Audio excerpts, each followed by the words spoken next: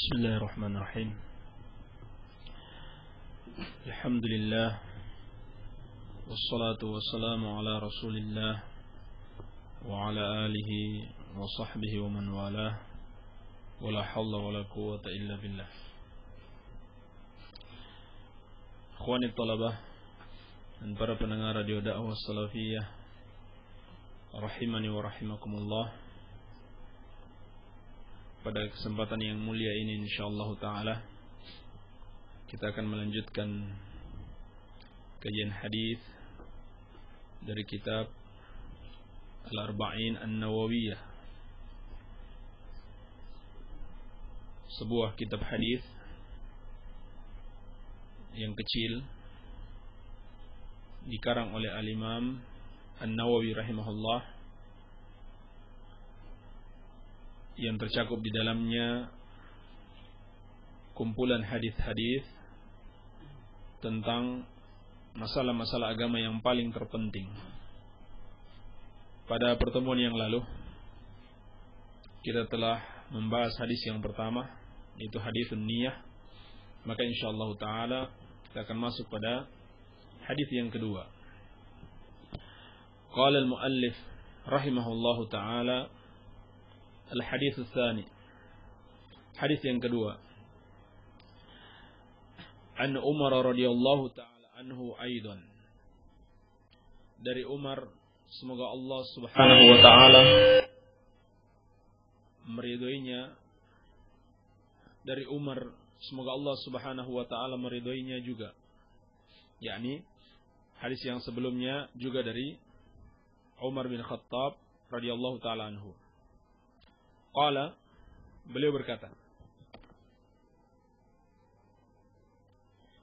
bainama nahnu julusun inda Rasulillah sallallahu alaihi wasallam zata yaumin, ketika kami sedang duduk-duduk bersama Rasulullah sallallahu alaihi wasallam pada suatu hari, idh tala'a alaina rajulun syadidu bayadis thiyabi, tiba-tiba muncul di depan kami seorang laki-laki yang mengenakan pakaian yang sangat putih, syadidu sawadi sya'ri, dan rambutnya sangat hitam, la yura alaihi atharus safar, tidak terlihat padanya tanda-tanda as-safar, yakni melakukan perjalanan jauh. Wala ya'rifuhu minna ahadun, padahal tidak ada di antara kami yang mengenalnya.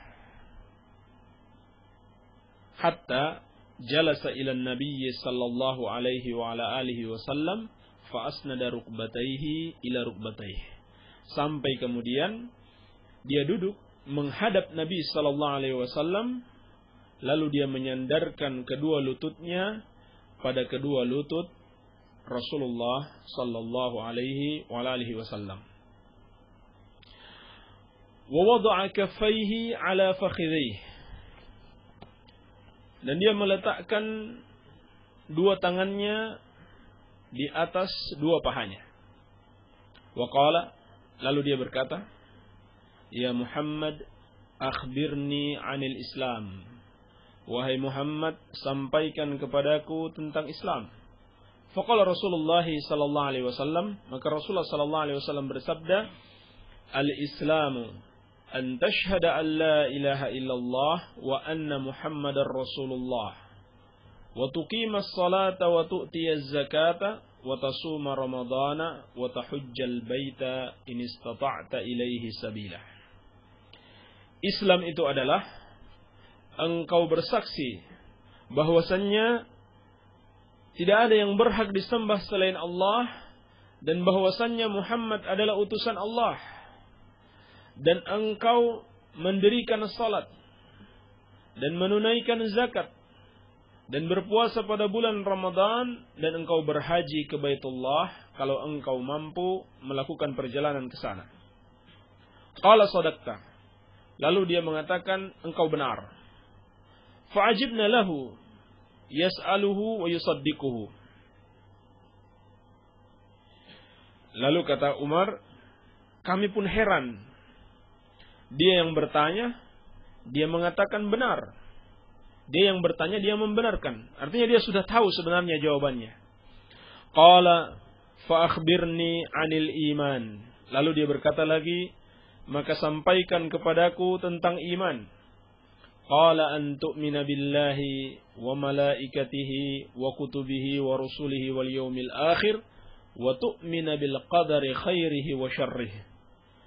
Maka Rasulullah sallallahu alaihi wasallam bersabda, engkau beriman kepada Allah, kepada malaikat-malaikatnya, kepada kitab-kitabnya, kepada rasul-rasulnya, kepada hari akhir, yakni hari kiamat, dan engkau beriman kepada qadar, yakni takdir Allah, baiknya dan buruknya. Qala sadaqta. Dia mengatakan, engkau benar. Qala fa akhbirni 'anil ihsan. Lalu dia mengatakan lagi, maka sampaikan kepadaku tentang ihsan. Qala an ta'budallaha ka'annaka tarahu fa in lam takun tarahu fa innahu yaraka. Maka Nabi sallallahu alaihi wasallam bersabda, ihsan itu adalah engkau beribadah kepada Allah seakan-akan engkau melihatnya, maka apabila engkau tidak bisa melihatnya, maka sesungguhnya dia melihatmu.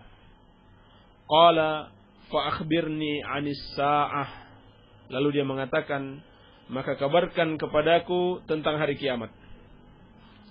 Qala mal mas'ulu anha bi'a'lama minas sa'il. Lalu Rasulullah sallallahu alaihi wasallam bersabda, tidaklah yang ditanya itu lebih tahu dari yang bertanya. Artinya tidak ada yang tahu kapan terjadi kiamat. Qala fa akhbirni an amaratiha. Lalu dia mengatakan, kalau begitu kabarkan kepadaku tentang tanda-tanda kiamat.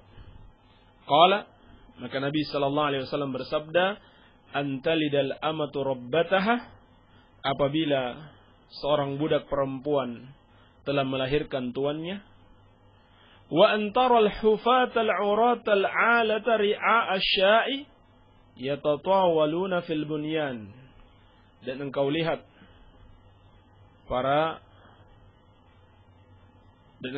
orang-orang yang tidak beralas kaki, telanjang dada, dan miskin, penggembala kambing, sudah berlomba-lomba di dalam mendirikan bangunan.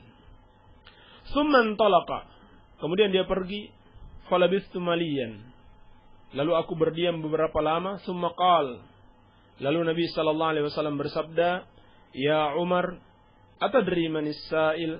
Wahai Umar, apakah engkau tahu siapa tadi yang bertanya? Qultu Allahu wa rasuluhu a'lam. Maka aku katakan, Allah dan Rasulnya yang lebih mengetahui. Qala fa innahu Jibrilu atakum yu'allimukum dinakum. Maka Nabi sallallahu alaihi wasallam bersabda, sesungguhnya yang bertanya itu adalah Jibril. Dia datang kepada kalian untuk mengajarkan agama kalian. Rawahu Muslim. Hadis diriwayatkan oleh Al-Imam Muslim. Inilah hadis yang akan kita bahas pada kesempatan kali ini insyaallah taala, yaitu hadis yang kedua dari kitab Al-Arba'in An-Nawawiyah. Telah kita dengarkan, hadis ini adalah hadis yang panjang. Di dalamnya terdapat berbagai macam pelajaran-pelajaran yang sangat berharga. Dan hadis ini diistilahkan oleh para ulama dengan hadis Jibril. Dengan hadis Jibril. Kenapa? Karena hadis ini adalah cerita tentang kedatangan Jibril alaihi salam untuk mengajarkan hakikat agama Islam dan ajaran Islam yang paling terpenting, dengan bertanya kepada Rasulullah sallallahu alaihi wasallam, yang mana tujuan yang sebenarnya dari pertanyaan tersebut sebenarnya untuk mengajarkan hakikat agama Islam atau ajaran agama Islam yang paling terpenting kepada para sahabat. Dan dalam hadis ini pelajaran yang terpenting yang terdapat di dalamnya adalah penjelasan tentang maratibuddin ats-tsalath, 3 tingkatan agama, yaitu al-Islam, al-Iman, dan al-Ihsan, disertai rukun-rukunnya. Rukun iman, rukun Islam, kemudian rukun iman, dan rukun ihsan. Perincian masalah ini satu persatu, insyaallah ta'ala, masih kita bahas dalam pelajaran Thalathatul Usul pada setiap hari Kamis ya. Pada setiap hari Kamis setelah maghrib. Ini telah masuk pada rukun iman dan nanti akan berlanjut pada al-ihsan. Baik.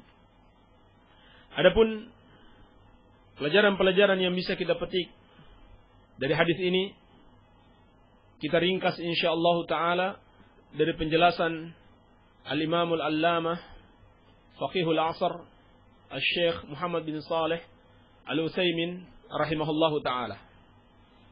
Beliau menjelaskan di dalam syarah beliau, min fawaidi hadzal hadis, di antara pelajaran-pelajaran yang bisa kita petik dari hadis ini. Yang pertama, bayanu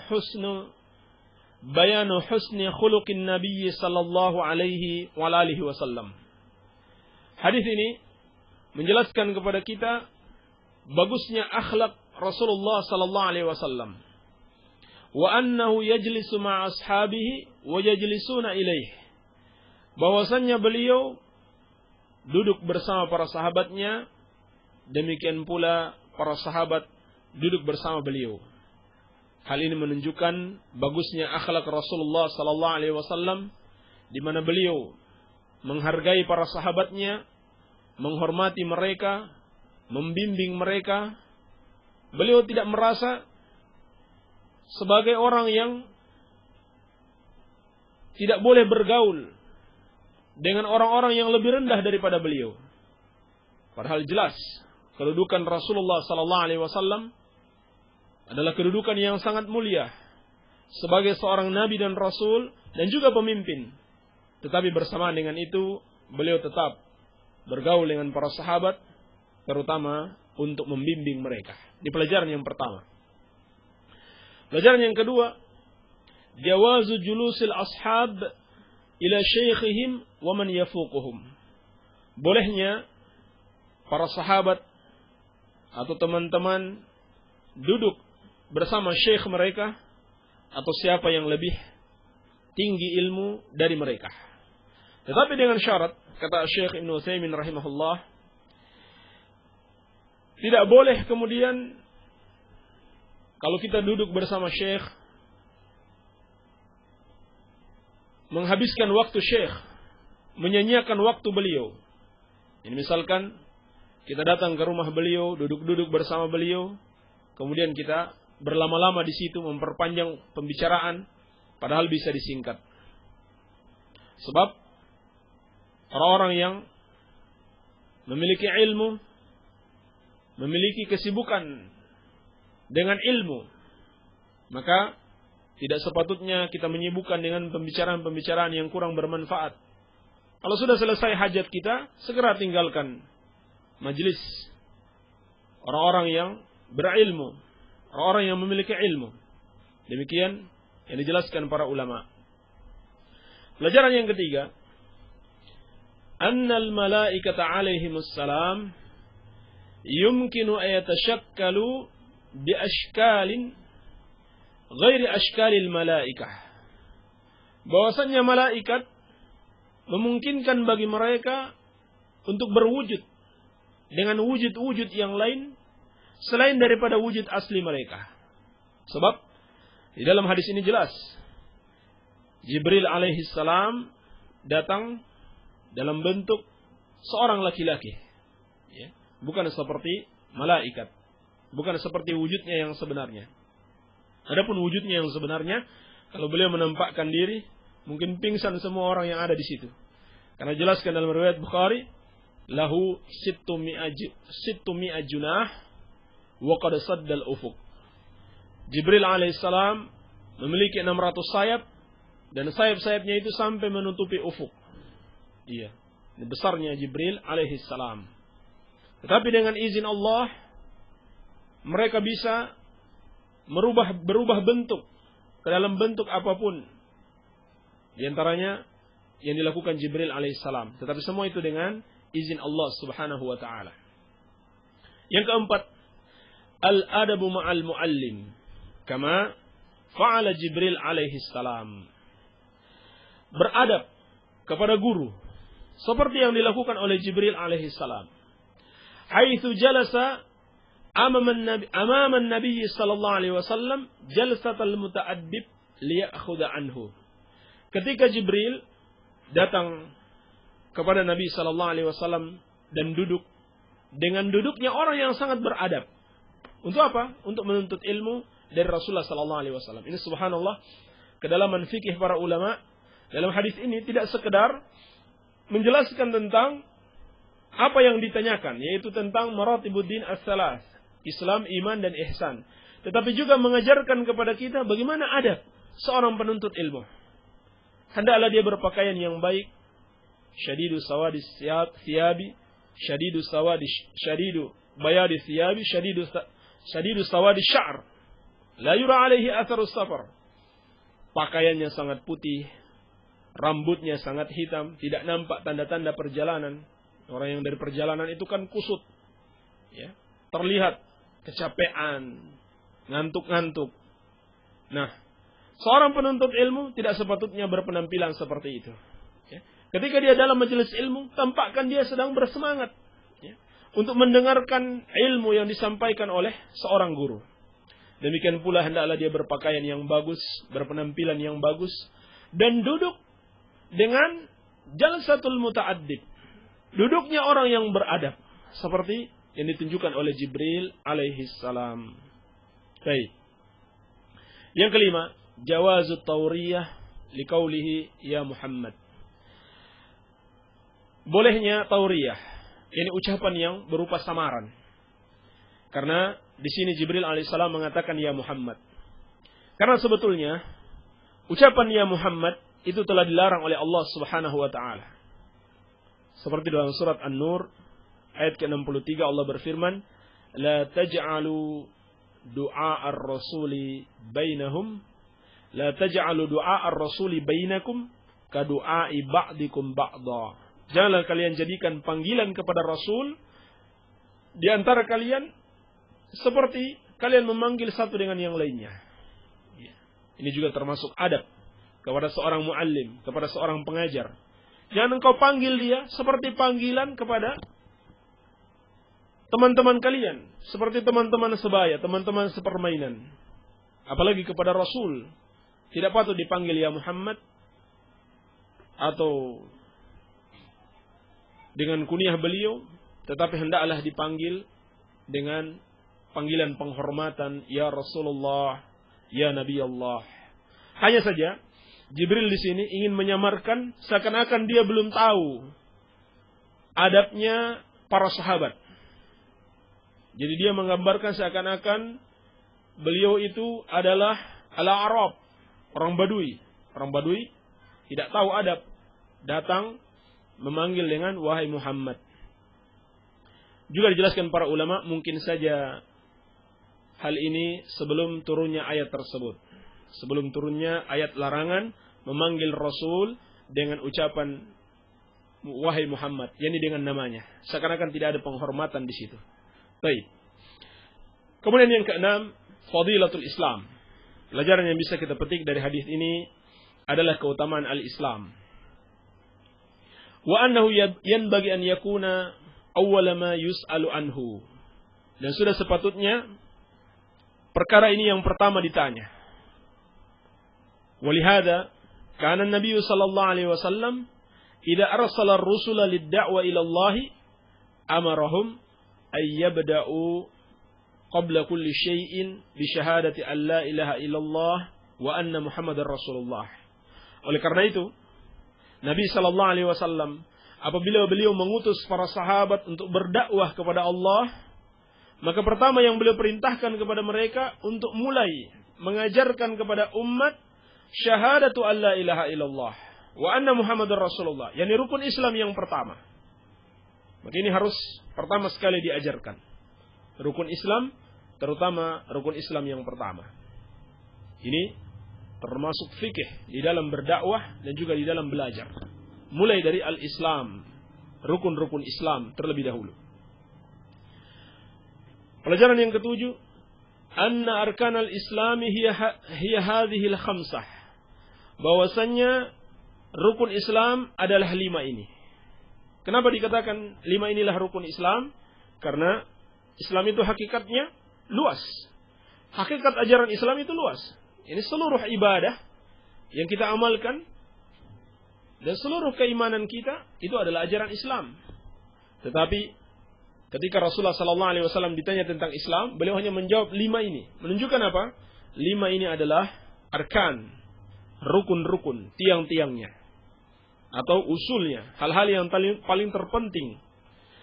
Dan yang mendukung bahwa 5 ini merupakan usul atau arkan adalah hadis Abdullah bin Umar radhiyallahu taala anhuma, bunyal Islam ala khamsin. Islam itu dibangun di atas 5 perkara. Kemudian disebutkan rukun Islam yang 5 ini. Sebagaimana insyaallah taala akan datang hadis tersebut, penjelasan hadis tersebut. Baik. Pelajaran yang ke-8, fadlus salati wa annaha muqaddamatun ala ghairiha ba'da syahadatain. Keutamaan salat. Dan bahwasannya salat didahulukan dari semua amalan-amalan yang lain setelah asy-syahadatain, setelah 2 kalimat syahadat. Ini hadis ini menunjukkan kepada kita keutamaan salat. Bahwa salat adalah amalan yang paling utama setelah ucapan 2 kalimat syahadat. Dan dia lebih penting dari amalan-amalan yang lainnya. Pelajaran yang ke-9, al-hathu ala iqamatis salah. Dorongan atau motivasi untuk mendirikan salat. Wa fi'liha qawimatun mustaqimah. Dan hendaklah mengerjakan salat dengan benar-benar ditegakkan sesuai dengan adab-adabnya dan dilakukan dengan istiqamah. Wa annaha ruknun min arkanil Islam. Dan hadis ini menjelaskan bahwasanya salat itu termasuk salah satu rukun dari rukun-rukun Islam. Pelajaran yang ke-10, anna ita'az zakati wa shauma ramadhana wa hajjal baiti min arkanil Islam. Demikian pula menunaikan zakat, berpuasa pada bulan Ramadan dan berhaji ke Baitullah termasuk bagian dari rukun-rukun Islam. Kemudian Syekh rahimahullah ta'ala menyebutkan, apakah seseorang itu menjadi kafir kalau dia tidak melaksanakan rukun-rukun Islam ini? Maka jawabannya diperinci. Kalau rukun Islam yang pertama, yaitu ucapan syahadatu alla ilaha illallah wa anna Muhammadar Rasulullah, apabila ditinggalkan, ini ulama seluruhnya sepakat, maka seorang itu kafir apabila tidak mengamalkan syahadatu alla ilaha illallah wa anna Muhammadar Rasulullah. Ini yang pertama. Adapun yang selanjutnya, mendirikan salat, menunaikan zakat, berpuasa dan berhaji, maka di sini terdapat khilaf ulama. Apakah kafir seseorang sekedar dia meninggalkannya? Pendapat yang kuat, kata Syekh rahimahullahu ta'ala, tidak menyebabkan kekafiran kecuali salat. Kecuali salat. Kecuali salat apabila ditinggalkan, maka dapat menyebabkan kekafiran. Sekedar dengan meninggalkannya.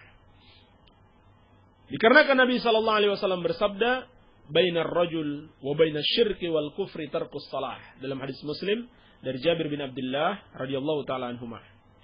Batas yang membedakan seorang muslim dengan kekafiran dan kesyirikan adalah meninggalkan salat. Sehingga berkata Abdullah bin Syaqiq rahimahullahu taala, Karena ashabun Nabi sallallahu alaihi wasallam la yarawna syai'an minal a'mali tarkahu kufrun ghaira as-salah. Dahulu para sahabat Nabi sallallahu alaihi wasallam tidak menganggap suatu amalan apabila ditinggalkan menyebabkan kekafiran kecuali salat. Ini hadis sahih diriwayatkan oleh Imam Tirmidzi dan disahihkan oleh Asy-Syaikh Al-Albani.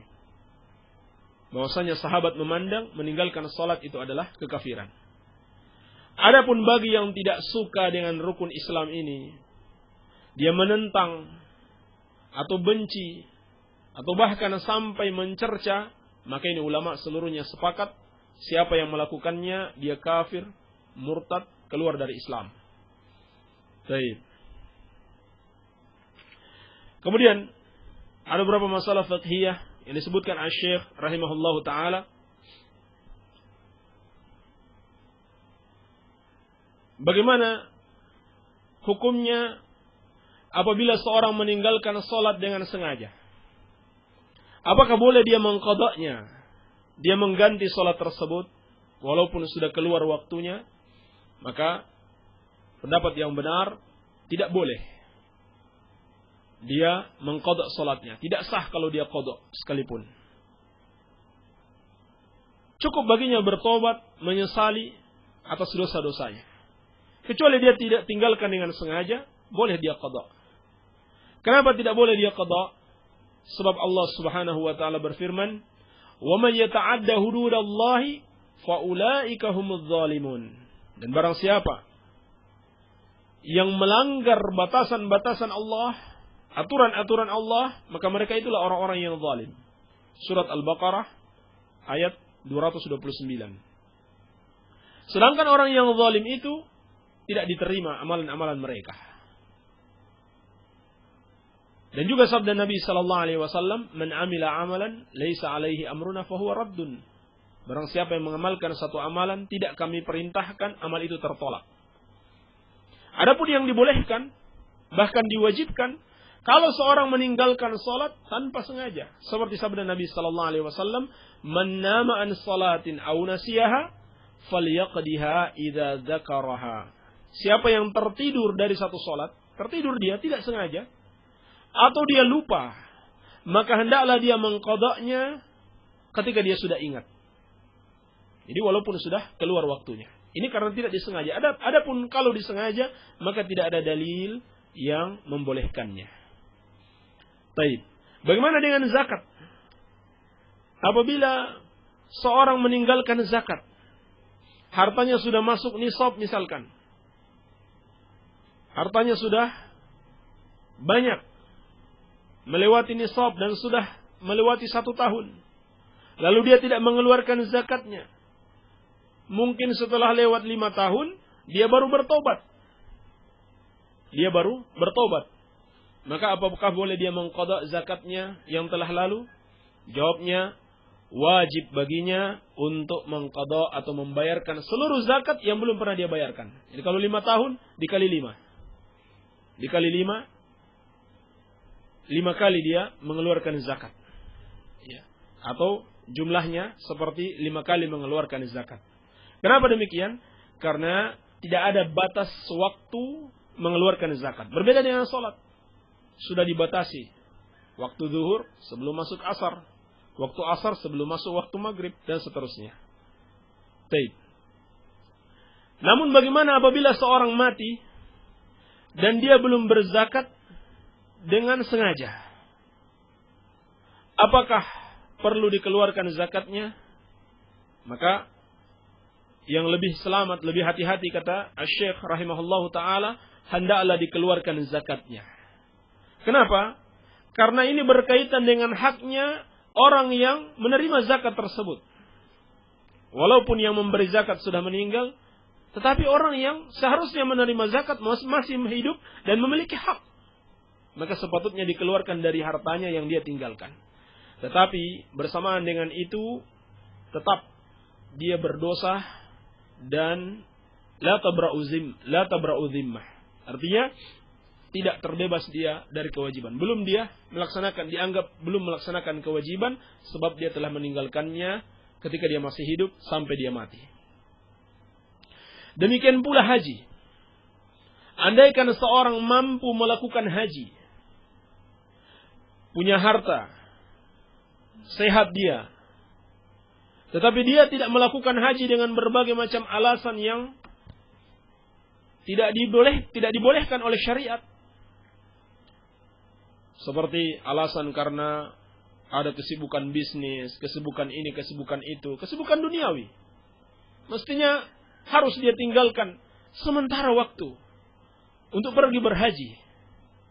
Lalu sepanjang hidupnya dia tidak kerjakan, maka yang seperti ini tidak perlu dihajikan.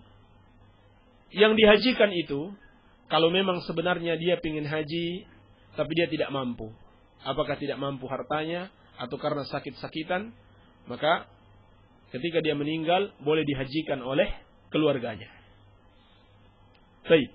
Kemudian masalah berikutnya kata beliau, bagaimana seandainya dikeluarkan harta dari peninggalannya untuk dihajikan untuknya. Maka ini juga tidak perlu. Ini juga tidak perlu karena tidak akan bermanfaat baginya. Sebab dia meninggalkan haji itu dengan suatu kesengajaan padahal dia mampu. Baik. Pelajaran yang berikutnya, al-intiqal minal adna ilal a'la. Ya, berpindah dari sesuatu yang rendah kepada sesuatu yang lebih tinggi. Yani di dalam belajar. Di sini Jibril alaihissalam mengajarkan tentang Islam dulu, tingkatan yang lebih rendah, kemudian tingkatan yang lebih tinggi al-iman, kemudian tingkatan yang lebih tinggi lagi al-ihsan. Makanya dibolehkan. Pelajaran yang ke-12, annal islama ghairul iman. Bahwasannya Islam berbeda dengan iman. Perbedaannya apa dalam hadis ini? Islam adalah amalan zahir, sedangkan iman adalah amalan batin. Di sini dibedakan. Jibril bertanya, akhbirni anil Islam. Kabarkan kepadaku tentang Islam. Lalu beliau bertanya lagi, kabarkan kepadaku tentang iman. Menunjukkan bahwasannya Islam dan iman adalah dua yang berbeda. Islam yang dimaksudkan dalam hadis ini adalah amalan zahir, sedangkan iman adalah amalan batin. Baik. Dan iman tingkatannya lebih tinggi. Kenapa? Karena kalau sekedar Islam, orang-orang munafik juga bisa melakukannya. Orang-orang munafik bisa saja mengucapkan la ilaha illallah Muhammadur Rasulullah, tapi dia tidak imani. Mereka kita lihat melakukan salat, menunaikan zakat, berpuasa, berhaji ke Baitullah. Tetapi iman yang merupakan amalan hati tidak dimiliki oleh orang-orang munafik. Inilah ketinggian iman dibanding al-Islam. Oleh karenanya Allah Subhanahu wa taala berfirman, qalatil a'rabu amanna qul lam tu'minu walakin qulu aslamna. Dalam surat Al-Hujurat ayat ke-14, orang-orang Badui mengatakan kami telah beriman. Maka Allah menyanggah mereka, katakan kalian belum beriman, tetapi katakanlah kami telah masuk Islam, telah berislam. Jadi baru Islamnya secara zahir, baru dengan ucapan yang nampak oleh mata atau didengar oleh telinga, tetapi belum masuk ke dalam hati mereka. Baik. Dan ulama menjelaskan, tapi ini maksudnya ketika disebutkan Islam dan iman secara bersamaan. Tetapi kalau disebutkan secara berbeda, maksudnya disebutkan sendiri-sendiri, maka Islam sudah mencakup iman dan iman sudah mencakup Islam. Misalkan firman Allah Subhanahu wa taala, "Innad dina 'indallahil Islam." Agama yang diridhai di sisi Allah hanyalah Islam, maka ini sudah mencakup iman. Demikian pula firman Allah, "Tu'minuna billahi wa rasulih wa tujahiduna fi sabilillahi bi amwalikum wa anfusikum." Kalian beriman kepada Allah dan Rasulnya, dan kalian berjihad di jalan Allah dengan harta dan diri-diri kalian. Maka iman di sini sudah mencakup Islam. Jadi inilah yang disebutkan di dalam kaidah para ulama, ini ijtama'a iftaraqa wa in iftaraqa ijtama'a. Kalau dua istilah ini bersatu, maka maknanya berpisah. Kalau mereka berpisah, maka maknanya bersatu. Artinya, kalau kita dapat di suatu ayat atau suatu hadis disebutkan Islam dan iman secara bersamaan, maka maknanya berbeda. Yaitu Islam amalan zahir dan iman amalan batin. Tetapi kalau disebutkan secara terpisah, disebutkan Islam tanpa disebut iman, maka sudah mencakup dua-duanya. Atau disebut iman saja, maka sudah mencakup Islam. Jadi, ketika mereka berjumpa, mereka berpisah. Ketika mereka berpisah, mereka berjumpa kembali. Baik, masih banyak insyaAllah ta'ala pelajaran-pelajaran yang bisa kita petik dari hadis ini. Kita akan lanjutkan pada pertemuan besok hari insyaAllah ta'ala. Barangkali kita cukupkan dulu sampai di sini. Semoga ada manfaatnya. Wabillahi taufiq. Walhamdulillahi rabbil alamin. Baik, kita masuk pada tanya jawab. Bismillahirrahmanirrahim. Alhamdulillah. Wassalatu wassalamu ala rasulillahi amma ba'd. Ustaz, bagaimana kita mensyukuri nikmat Allah SWT? Ini sebaiknya ditulis lengkap, subhanahu wa ta'ala, karena itu merupakan zikir, merupakan pujian bagi Allah. Tidak sepatutnya kita pelit untuk menuliskannya secara lengkap. Bagaimana kita bisa mensyukuri nikmat Allah Subhanahu wa taala? Faktor yang paling besar yang akan mendorong seseorang untuk selalu bersyukur atas nikmat yang Allah berikan kepadanya adalah dengan talabul ilmi syar'i, dengan menuntut ilmu agama. Sebab dengan menuntut ilmu agama, seseorang akan semakin tahu agungnya nikmat Allah Subhanahu wa ta'ala. Karena nikmat Allah Subhanahu wa ta'ala begitu agung, begitu besar, maka sepatutnya kita bersyukur dengan nikmat yang Allah Subhanahu wa ta'ala anugerahkan kepada kita.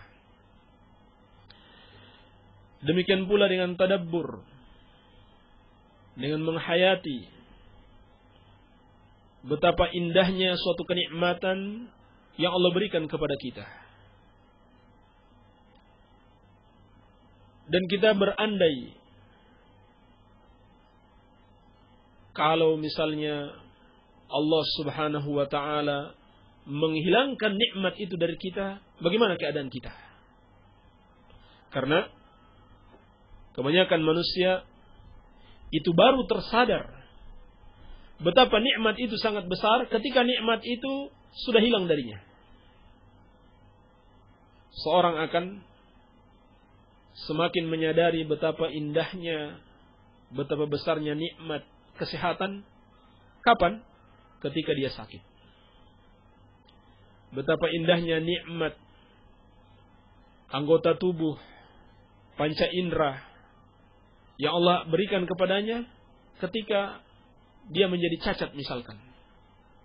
Maka ini harus diingat. Kalau kita tidak bersyukur dengan nikmat-nikmat yang Allah berikan kepada kita, kita gunakan anggota tubuh kita untuk bermaksiat kepada Allah, kita gunakan harta yang Allah berikan untuk berbuat dosa, maka ingatlah Allah Subhanahu wa ta'ala telah berfirman, la in syakarta la azidannakum, la in syakartum la azidannakum, wa la in kafartum inna adzabi lasyadid. Kalau kalian bersyukur, niscaya akan aku tambah nikmat itu. Dan kalau kalian ingkari, kalian tidak mensyukurinya, maka sungguhnya azabku sangat pedih. Artinya, kalau kita bersyukur dengan nikmat Allah, maka Allah akan tambah. Tetapi kalau tidak, sebaliknya Allah akan menghilangkan nikmat tersebut. Maka hendaklah kita berhati-hati. Jangan sampai nikmat-nikmat yang Allah berikan dihilangkan dari kita karena kita tidak syukuri. Baik. Allahu Akbar, Alhamdulillah, keluarga mulai senang mendengarkan RDS dan mulai belajar meninggalkan bid'ah. Allahumma salli wa sallim ala nabiyina Muhammad dari Pak Asrori. Alhamdulillah, kami turut bersyukur. Semoga kita dapat meraih kebaikan dan manfaat-manfaat dari radio kita ini. Maaf Pak Ustadz, ketika duduk antara dua sujud, bacaan saya susunannya kadang-kadang tertukar. Boleh atau tidak? Ya, tidak boleh. Bacaan yang harus kita baca sudah harus seperti yang diajarkan oleh Rasulullah sallallahu alaihi wasallam. Iya. Kecuali doa yang umum, bukan dalam salat, maka tidak mengapa. Kita mau berdoa dengan apa saja, tidak ada masalah. Iya.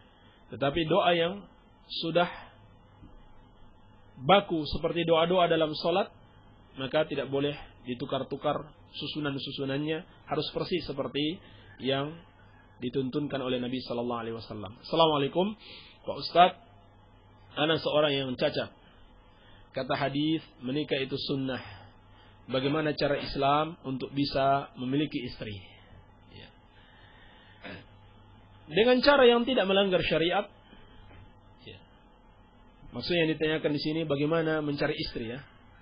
Mungkin bisa dengan meminta bantuan orang tua kita mencarikan anak-anak tetangga, ya, atau anak-anak teman-temannya, ya, dari kalangan wanita baik-baik, atau minta bantuan siapa saja yang mungkin bisa membantu. Ya. Jadi tidak boleh kalau dengan misalkan berpacaran, ya, dan hal-hal yang dilarang oleh syariat. Iya. Dan ini termasuk kewajiban antara kaum muslimin. Ya. Kalau ada di antara mereka yang ingin menikah, maka dibantu. Ya. Dicarikan pasangan yang saleh dan salihah. Iya. Agar dapat memudahkan dia untuk menikah. Baik. Dan juga tidak lupa senantiasa kita berdoa kepada Allah Subhanahu wa taala agar dikaruniakan pasangan yang saleh atau salihah.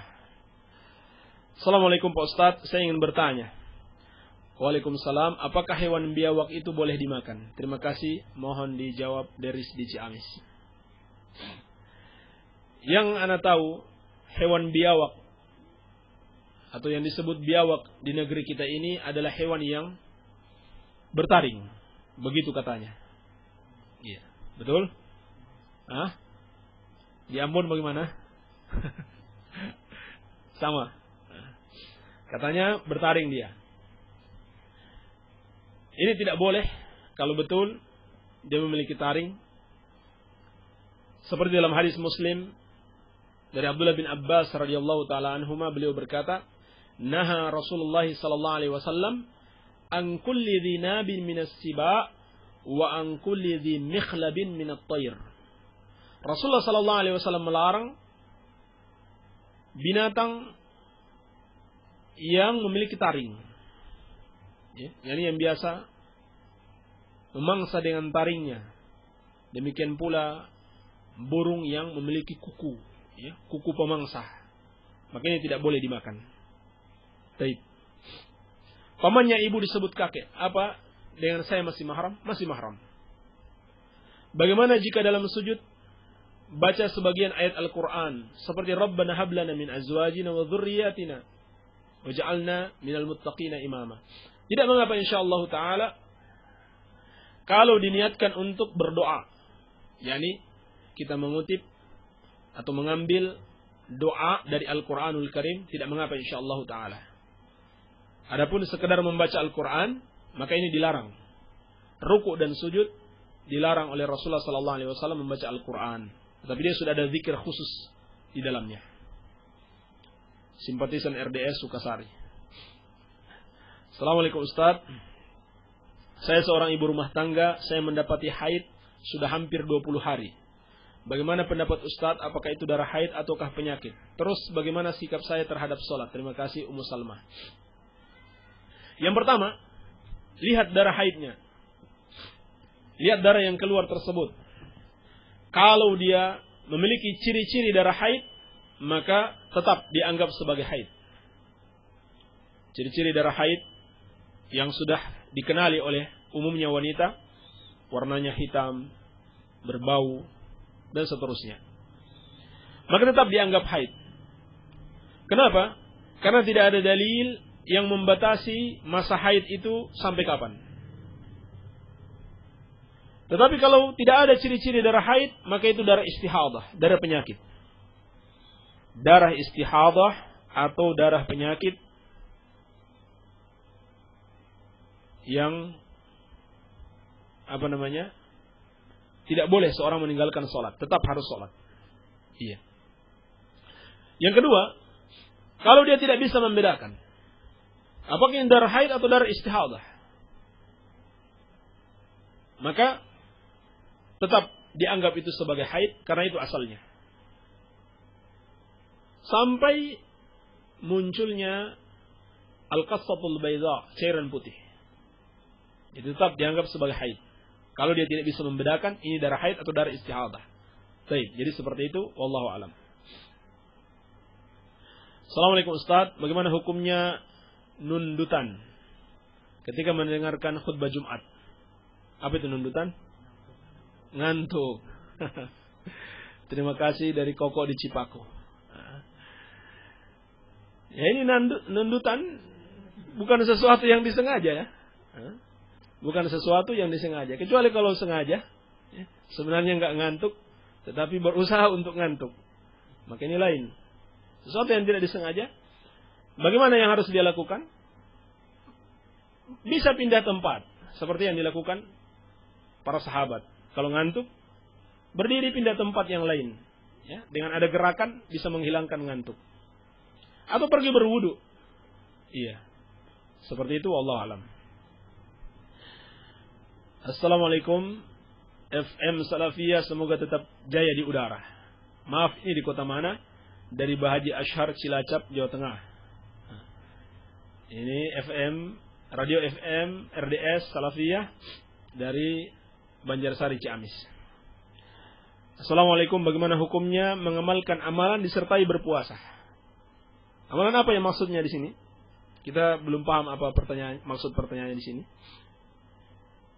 Kalau dimaksudkan amalan-amalan saleh yang lain, salat dan yang lainnya, maka berpuasa atau tidak berpuasa tetap harus dilaksanakan. Iya. Pak Ustaz, saya mau tanya doa akikah. Wallahu alam, tidak ada doa khusus dalam akikah. Tidak ada doa khusus. Kalau mau menyembelih, cukup membaca doa seperti menyembelih yang lainnya. Bismillahi wallahu akbar. Bismillahi wallahu akbar. Ini doa umum menyembelih apa saja, akikah maupun bukan.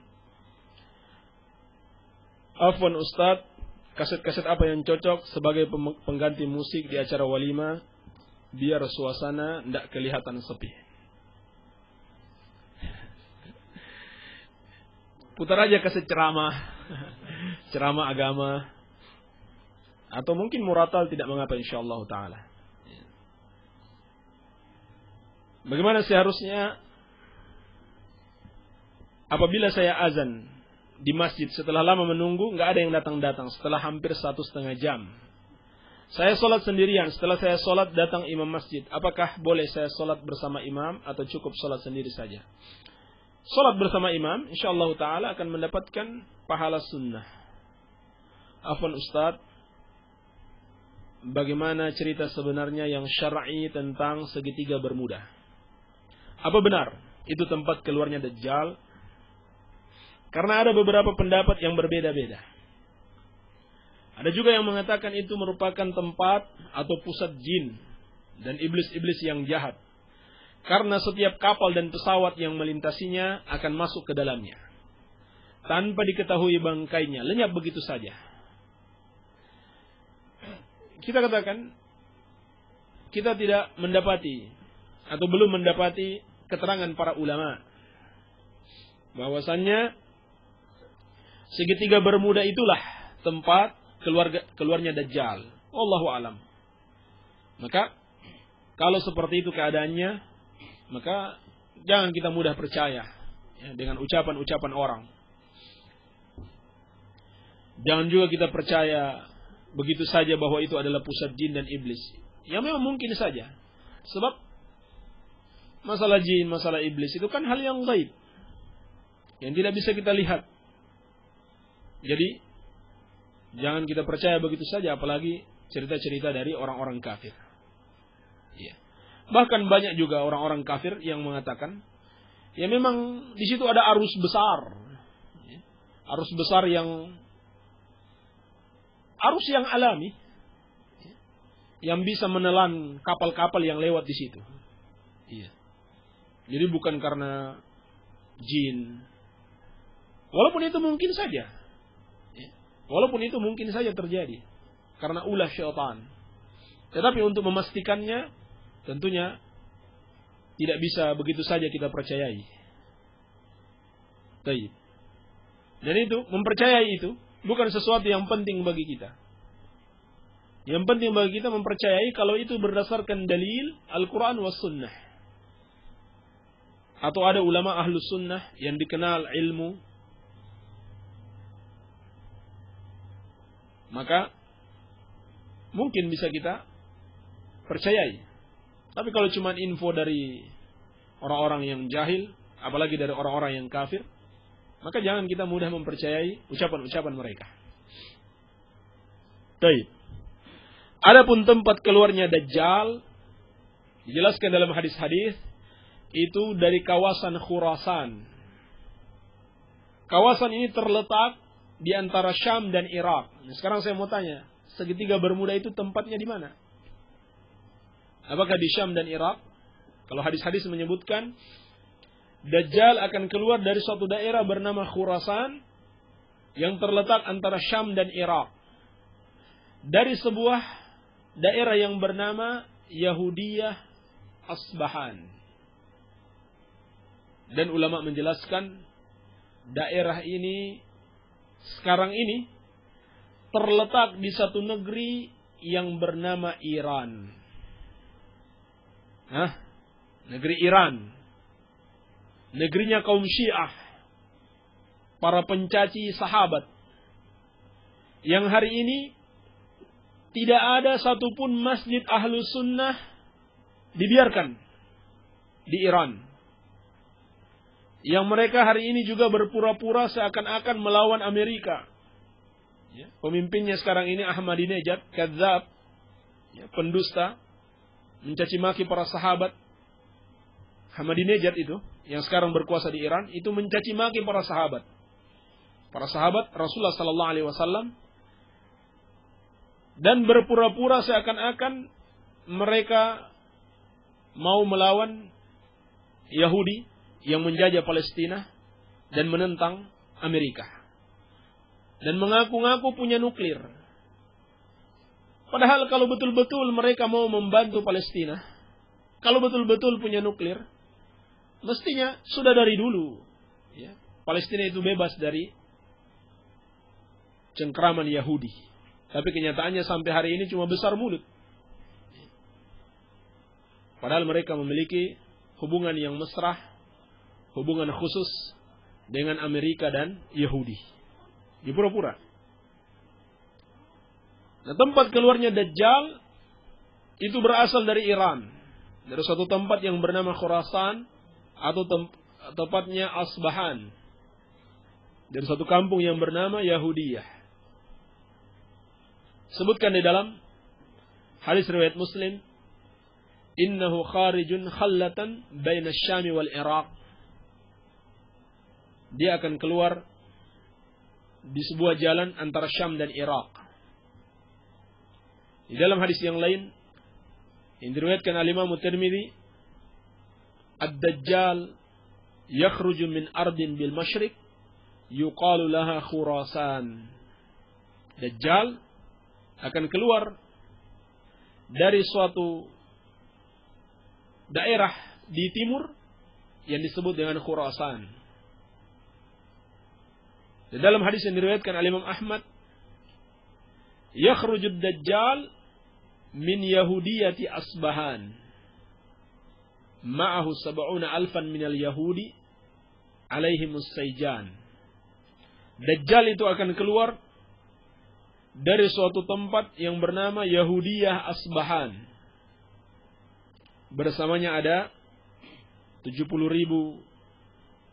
orang-orang Yahudi yang menggunakan pakaian panjang hitam. Ini hadis-hadis tentang keluarnya Dajjal.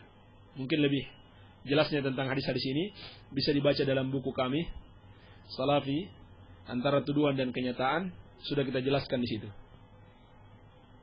Baik. Pertanyaan yang terakhir. Assalamualaikum Ustaz. Mau tanya, ana diusir dari masjid karena katanya ana tidak sesuai dengan akidah NU. Tapi ana pingin tetap sholat berjamaah. Sedang pingin pindah ke masjid lain, takut diusir juga. Bagaimana solusinya? Apa boleh jamaah di rumah dengan anak dan istri? Kalau Anda memiliki akidah yang sahihah, akidah Ahlus Sunnah wal Jamaah, dan dianggap berbeda dengan akidah NU, sehingga jamaah yang berakidah NU mengusir Anda, maka tentunya mereka telah melakukan suatu kezaliman. Ini sesuatu yang sangat disayangkan. Bersamaan dengan itu, Ketua NU Said Agil Siraj membenarkan akidah Kristen Ortodoks Syria. Ya. Seperti dalam salah satu makalahnya, dia mengatakan hampir tidak ada perbedaan. Artinya bisa diterima. Akidah Kristen Ortodoks Syria. Saya punya makalahnya yang ditulis oleh Ketua NU sekarang ini, yang bernama Profesor Dr. Kiai Haji Said Agil Siraj. Ini sayang sekali, mereka benarkan akidah Kristen, akidah Nasrani, dan mereka memusuhi akidah Ahlus Sunnah wal Jamaah, akidah Salafiyah. Dan dia juga termasuk orang yang suka mencerca para sahabat Rasulullah sallallahu alaihi wasallam. Ya, seperti sudah kita bahas di dalam bedah buku Salafi Antara Tuduhan dan Kenyataan. Ini akidahnya Ketua NU saat ini yang bernama Said Agil Siraj. Iya. Maka inilah tanda-tanda orang-orang yang menyimpang di dalam agama. Menentang akidah yang benar dan malah membenarkan akidah yang sesat. Walaupun kita tidak mengatakan semuanya. Ya. Ini hanya oknum, tetapi banyak. Ya. Oknum tapi banyak. Biasanya kan oknum hanya 1-2 orang, tapi banyak yang seperti ini. Bahkan pemimpinnya. Iya. Tapi tetap kita katakan ini hanya oknum. Insyaallah ta'ala masih banyak orang-orang NU yang bisa kita harapkan kebaikannya. Yang bisa kita harapkan mereka untuk bertaubat dari akidah yang sesat. Iya. Maka apa yang mereka lakukan terhadap Anda jelas adalah suatu kezaliman. Maka yang harus Anda lakukan mestinya laporkan kepada polisi biar ditangkap. Iya. Orang yang mengusir Anda dari masjid. Iya. Laporkan kepada pemerintah kaum muslimin. Ini adalah perbuatan kezaliman, menghalangi seseorang untuk sholat di masjid. Iya. Kalau bisa pindah di masjid lain, pindah. Ya. Yang masjid yang kira-kira lebih bagus daripada masjid tersebut. Ya. Orang-orangnya lebih dapat menerima kebenaran. Ya. Dibanding masjid yang mengusir Anda. Adapun kalau memang setelah dicoba di masjid lain Anda juga diusir, dikarenakan kebenaran yang Anda pegangi, maka tidak mengapa insyaallah ta'ala. Kalau memang tidak ada tempat lain, maka berjamaah di rumah bersama anak dan istri. Hanya saja tetap kita menasihatkan untuk sholat di masjid dan bersabar dan berusaha untuk berdakwah dengan cara yang hikmah, dengan lemah lembut, dan bergaul dengan jamaah masjid dengan akhlak yang mulia. Iya. Kalau perlu dikasih hadiah, ya. Didatangi orang-orang yang mengusir Anda, kemudian dikasih hadiah, kasih uang 100.000 misalkan, ya. Atau diajak makan bakso, ya. Biar dia senang dan tidak mengusir Anda. Juga yang penting dikasih hadiah berupa buku-buku agama, buku-buku yang menjelaskan tentang akidah yang benar. Semoga dengan itu mereka dapat mendapatkan hidayah Allah Subhanahu wa taala. Atau kaset-kaset ceramah agama, atau diajak mendengarkan radio dakwah salafiyah. Semoga dia mengetahui insyaallah taala akidah yang benar yang seperti apa. Barangkali ini saja yang bisa kita sampaikan, semoga ada manfaatnya. Lebih dan kurangnya saya mohon maaf. Subhanakallahumma bihamdika asyhadu an la ilaha illa anta astaghfiruka wa atubu ilaik. Wa sallallahu ala nabiyyina Muhammadin wa alihi wasallam. Walhamdulillahi rabbil alamin.